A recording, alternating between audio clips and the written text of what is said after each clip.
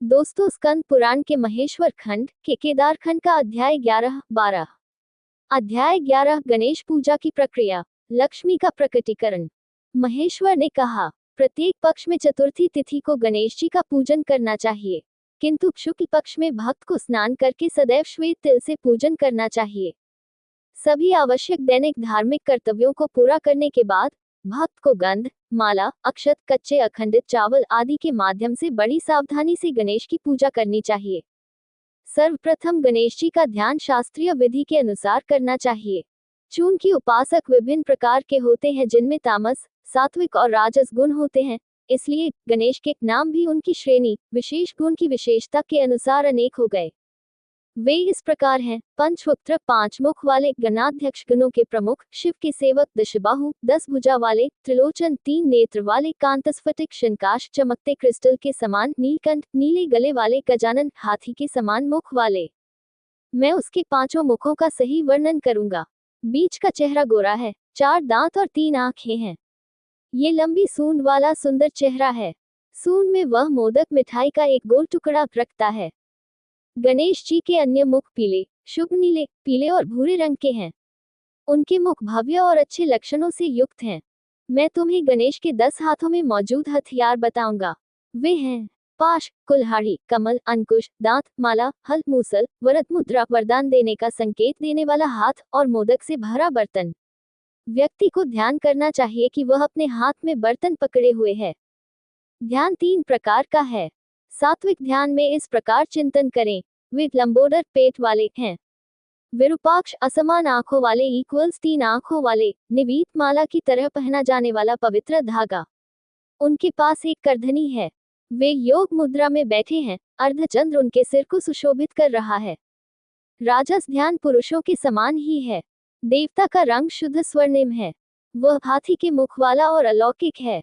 उसके 4 हाथ, 3 आंखें, 1 दांत और विशाल पेट है। तामस ध्यान में वे पाश और अंकुश अपने हाथों में धारण करते हैं। भगवान के हाथ में 1 दांत और मोदक का बर्तन है। उनका रंग नीला है। इस प्रकार ध्यान के 3 प्रकार हैं। तत्पश्चात तुम लोगों को शीघ्रतापूर्वक उपासना आरंभ कर देनी चाहिए। 21 दूर्वा के पत्ते लें। 1 नाम बोलकर 2 पत्ते चढ़ाएं। इस प्रकार 10 नाम बोलकर 20 पत्ते चढ़ाए जाते हैं। अंत में सभी नाम बोलकर 1 पत्ता गणपति को चढ़ाया जाता है। इसी प्रकार 21 मोदक अर्पण करने चाहिए। मैं अलग अलग पूजन के लिए 10 नाम बताऊंगा।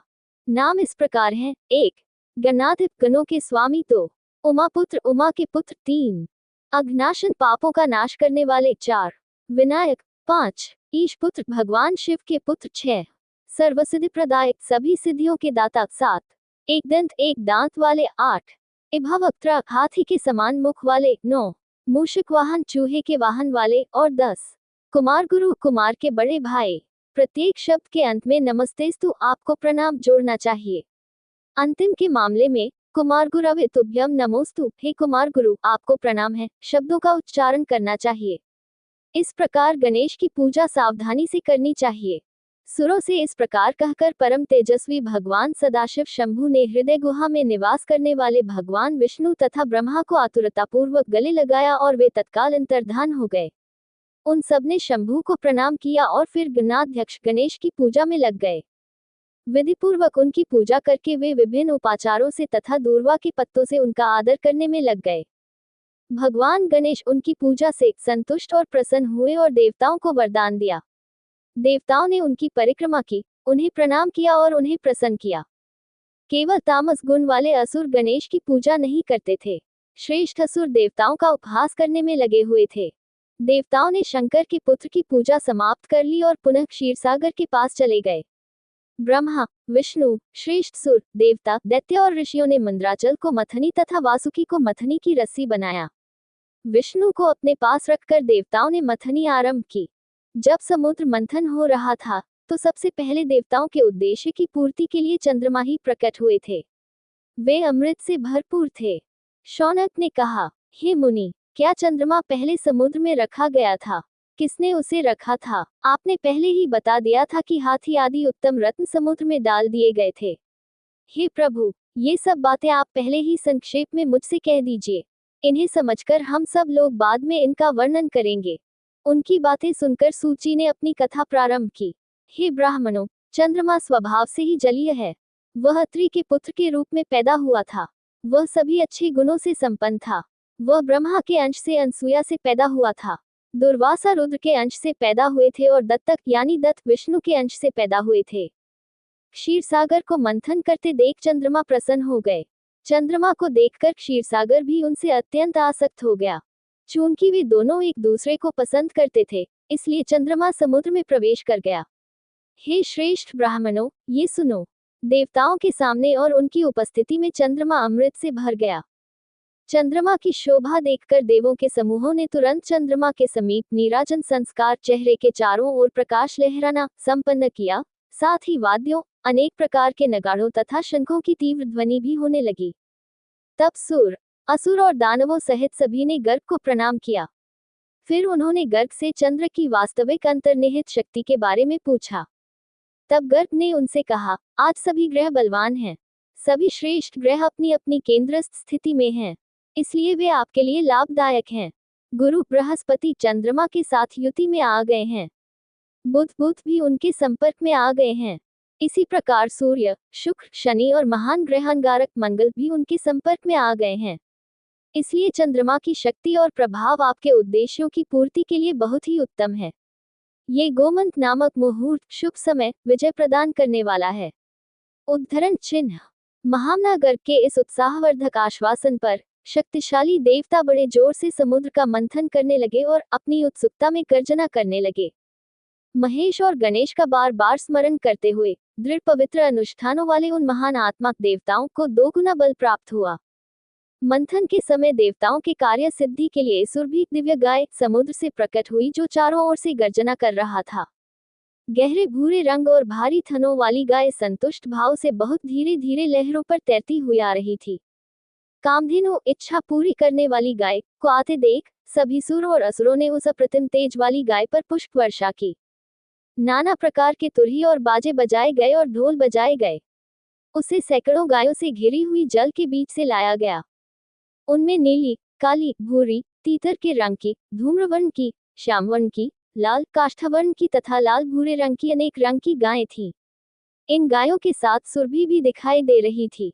ऋषियों ने तुरंत प्रसन्न होकर देवताओं और असुरों से कामधेनु देने की प्रार्थना की, जो देवताओं और असुरों से घिरी हुई थी।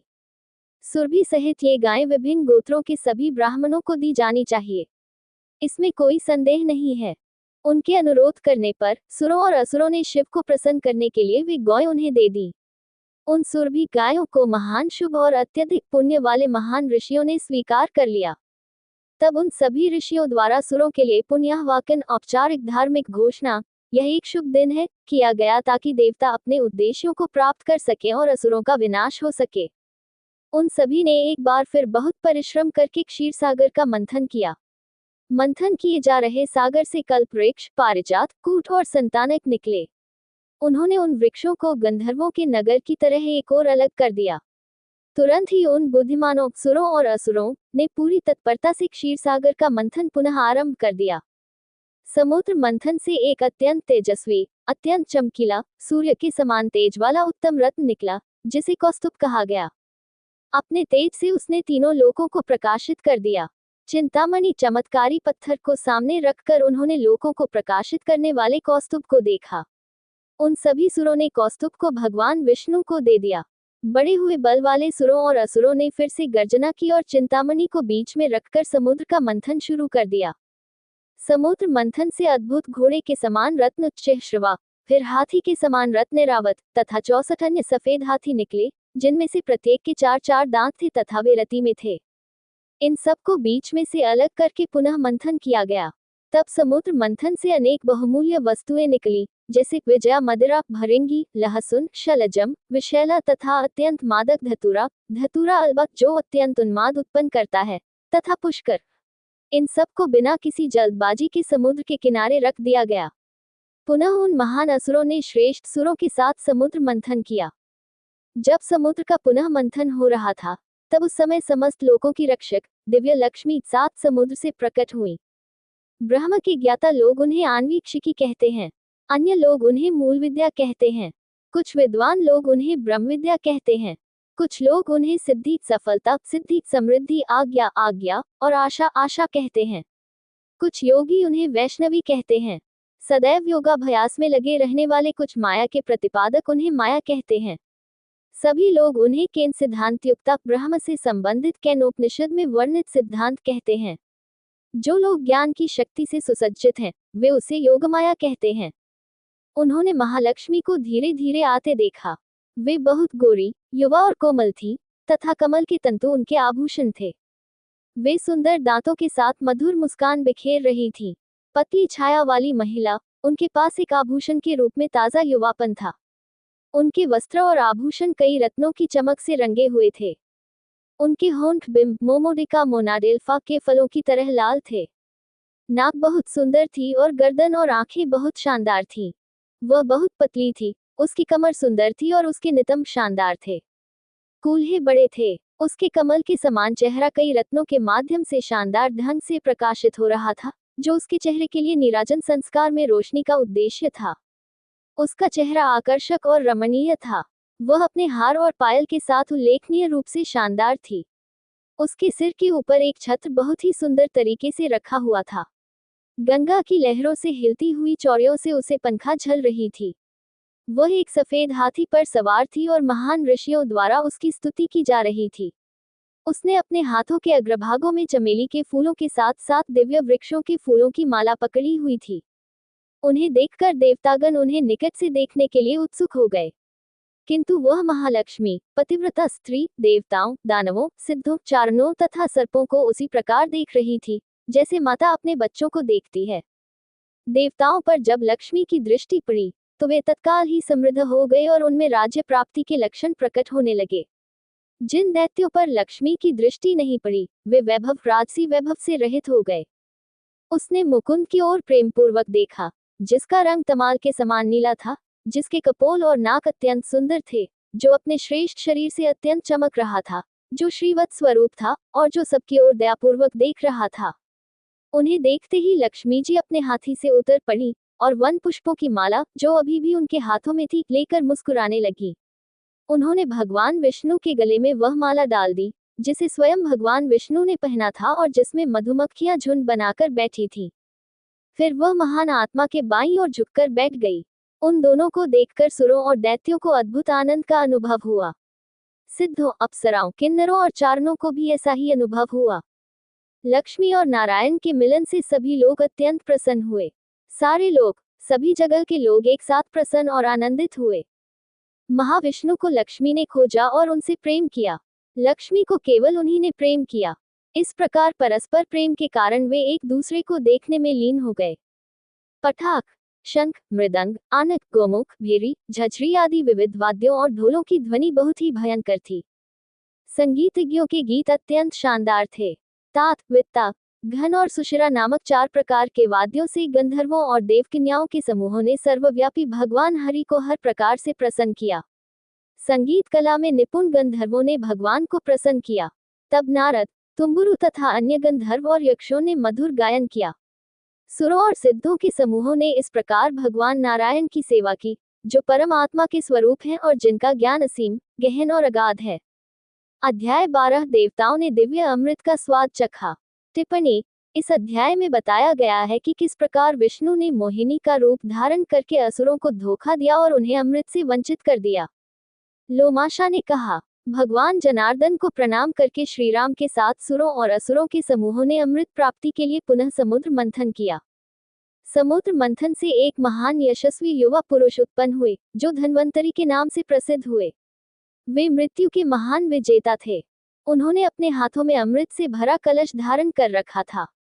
जब सभी सुर प्रसन्नतापूर्वक भगवान धन्वंतरी को देख रहे थे, तब दैत्यों ने उन पर आक्रमण कर दिया और धन्वंतरी के हाथों से अमृत कलश छीनना चाहा। अनेक तरंगों से घिरा हुआ वह श्रेष्ठ वैद्य धीरे धीरे आगे बढ़ रहा था। तभी वृषभन ने उसे देखा।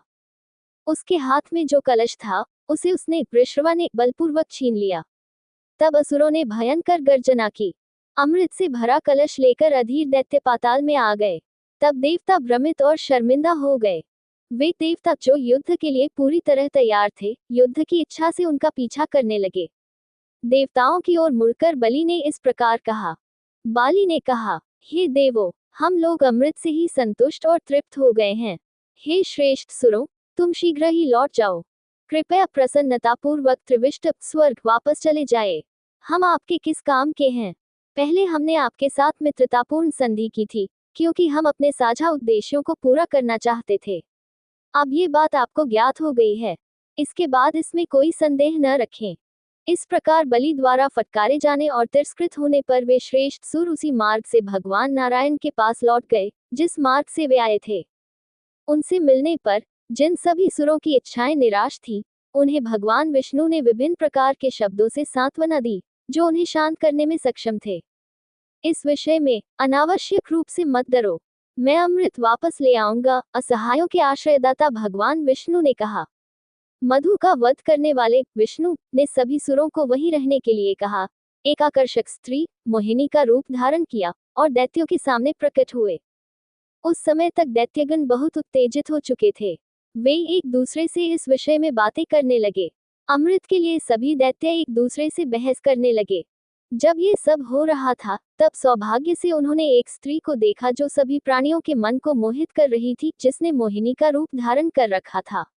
वे आश्चर्यचकित हो गए और लालच भरी आंखों से उसे देखने लगे। दैत्यों के राजा बलि ने उसका सम्मान करते हुए कहा। बाली ने कहा, हे सौभाग्यवती स्त्रियों, इस अमृत का वितरण तुम ठीक प्रकार से करो, जिससे ये सब लोगों तक पहुंचे। इसमें शीघ्रता करो, मैं जो कहूं वही करो।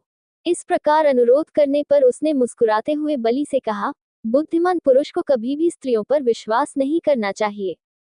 स्त्रियों के स्वाभाविक दोष निम्नलिखित हैं: झूठ, दुस्साहस, छल, मूर्खता, अत्यधिक लोभ, अस्वच्छता और निर्दयता। उनमें भी वास्तविक स्नेह का अभाव तथा दुष्टतापूर्ण धूर्तता विद्यमान जाननी चाहिए। ये दोष निसंदेह अपनी पत्नी में भी विद्यमान जाननी चाहिए। जैसे शिकारी पशुओं में भेड़िया, पक्षियों में कौवा तथा जंगली पशुओं में लोमड़ी हत्या करने में प्रवृत्त रहते हैं, उसी प्रकार मनुष्यों में स्त्रियों को बुद्धिमान पुरुषों को सदैव अत्यंत दुष्ट तथा चालाक समझना चाहिए। मेरे और आप लोगों के बीच मित्रता और गठबंधन कैसे हो सकता है? क्या इस पर विचार नहीं किया जाना चाहिए? आप कौन हैं और मैं कौन हूँ? इसलिए तुम्हें अपनी तीक्ष्ण बुद्धि से सावधानीपूर्वक विचार करके ही प्रत्येक कार्य करना चाहिए। हे श्रेष्ठ असुरों, तुम ये जानने में बहुत कुशल हो कि क्या करना चाहिए और क्या नहीं करना चाहिए। बाली ने कहा, तुमने जिन स्त्रियों का उल्लेख किया है, वे देहात की असभ्य स्त्रियां हैं। उनमें कोई संस्कृति नहीं है, वे अशिष्ट और देहाती लोगों की प्रिय हैं। परंतु हे सुकुमारी, तुम उन स्त्रियों में से नहीं हो जिनका उल्लेख तुमने किया है। तुम इतनी बातें क्यों करती हो? हमारे कहे अनुसार करो। बाली के ये कहने के बाद मोहिनी ने ये कहा, हे प्रभु, मैं आपके निर्देशों का पालन करूंगा, चाहे वे अच्छे हों या बुरे। बाली ने कहा, आज अमृत को सभी में अच्छे से बांटो। जो तुम दोगे वही हम लेंगे। ये सच है, मैं सच बोल रहा हूँ। ऐसा कहने पर सब प्रकार से मंगलमयी देवी मोहिनी ने रीति नीति का पालन करने की इच्छा रखने वाले समस्त असुरों से कहा। भगवान अर्थात मोहिनी ने कहा, हे श्रेष्ठ असुरों, सौभाग्य से तुम सब धन्य हो गए हो और अपना अभीष्ट प्राप्त कर लिया है। आज व्रत करो और अमृत का प्रारंभिक अभिषेक करो। तुम्हारे कल्याण की कामना से अभी कुछ करना बाकी है। कल तुम पारणा कर सकते हो। व्रत और पूजा के प्रति तुम्हारी इच्छा प्रशंसनीय है। ईश की तृप्ति के लिए बुद्धिमान भक्त को विधिपूर्वक और न्यायपूर्वक अर्जित धन के दशांश से विनियोग अनुष्ठान करना चाहिए। ऐसा ही हो, कहकर उन सब ने देवमाया की कही हुई हर बात का आदर किया। मोहग्रस्त होने के कारण तथा बहुत अधिक कुशल और अनुभवी न होने के कारण उन्होंने देवमाया की बताई हुई हर बात का पालन किया। असुरों और माया ने बहुत बड़े, आकर्षक, चमकदार और समृद्ध भवन बनाए थे। स्नान करके और श्रृंगार करके वे उन धामों में बैठ गए और अत्यंत प्रसन्न होकर उन्होंने अमृत का भरा हुआ कलश अपने सामने रख लिया। वे सब लोग बड़े आनंद से रात भर जागरण करते रहे और भोर होते ही प्रातःकाल स्नान आदि में लग गए। सभी आवश्यक दैनिक कार्यों से निवृत्त होकर असुर, जिनमें से बलि प्रमुख था, पंक्तिबद्ध होकर बैठ गए और वे अमृत पीने के लिए उत्सुक थे। दैत्यों आदि में निम्नलिखित प्रमुख थे: बाली, वृषरवन, नरौची, शंख, सुदंस्त्र, संहलादी, कालनेमी, विभीषण, वातापी, इलवल, कुंभ, निकुंभ, प्रचंड, सुंद, उपसुंद, निशुंभ, शुंभ, महिषा, महिषाक्ष, वीर विधालाक्ष, महाबाहु शिक्षुर, जरिष्णभान, वृषासुर, विबाहु, बाहुका, घोरा, घोरदर्शन, रहु और केतु, ये और कई अन्य दैत्य, दानव और राक्षस वहां यथाक्रम बैठे थे। उन दैत्यों की करोड़ों करोड़ों की संख्या वाली पंक्तियां थीं। अब हे ब्राह्मणों, उसके बाद जो कुछ हुआ उसे सुनो तथा उस देवी ने अमृत के संबंध में क्या क्या महान कार्य किए। उसने तुरंत ही सबको तैयार रहने को कहा। उसने कलश उठा लिया। वह विश्वमोहिनी परम तेज से युक्त थी। कलश को अपने हाथों में थामे हुए देवी शोभायमान दिखाई दी। ब्रह्मांड में समस्त शुभ वस्तुओं की मंगलमयी वह देवी परम तेज से चमक रही थी। उसी क्षण वे सभी सुर, जिनके चारों ओर प्रभामंडल था, उस स्थान पर आए जहां वे श्रेष्ठ असुर उपस्थित थे। उन्हें देखकर युवतियों में श्रेष्ठ मोहिनी ने तुरंत कहा। मोहिनी ने कहा, इन लोगों को अतिथि कहना चाहिए। ये सभी पुण्य कार्यों में सहायक हैं। यदि आप मुझे दिया हुआ वचन पूरा करते हैं तो इन्हें अपनी क्षमता के अनुसार कुछ देना चाहिए। इस मामले में आप ही अधिकारी हैं। अभी सब कुछ कर लें, विलंब न करें। जो लोग अपनी क्षमता के अनुसार दूसरों की सहायता करते हैं वे धन्य हैं। उन्हें बहुत पवित्र और लोगों का रक्षक समझना चाहिए। जो लोग केवल अपना पेट भरने के लिए प्रयत्न करते हैं उन्हें दुख भोगना ही चाहिए, इसमें कोई संदेह नहीं है। अतः हे शुभ कर्मों के बंधुओं, इसे मुझे बांट लेना चाहिए। तुम देवताओं को जो अच्छा लगे या बुरा लगे वह दे दो। जब देवी ने ये शब्द कहे तो ऊर्जावान और सतर्क असुरों ने वैसा ही किया। असुरों ने वासव सहित सभी देवताओं को आमंत्रित किया। हे ब्राह्मणों, जब वे सब लोग अमृत पीने के लिए बैठ गए तब समस्त पवित्र अनुष्ठानों तथा पुण्य कर्मों में पारंगत मोहिनी ने मुस्कुराते हुए असुरों से ये महान वचन कहे। मोहिनी ने कहा, वैदिक ग्रंथ में कहा गया है कि अतिथियों का सत्कार सबसे पहले करना चाहिए। अतः आप जो देवताओं और वेदों के भक्तों को परास्त करते हैं तुरंत बोलें। अतः मैं सबसे पहले किसे अमृत पिलाऊं? जिनके नेता बलि हैं वे ही महान भाग्यवान पुरुष कहें। तब बलि ने देवी से कहा, जो तुम्हारे मन में आए वही करो।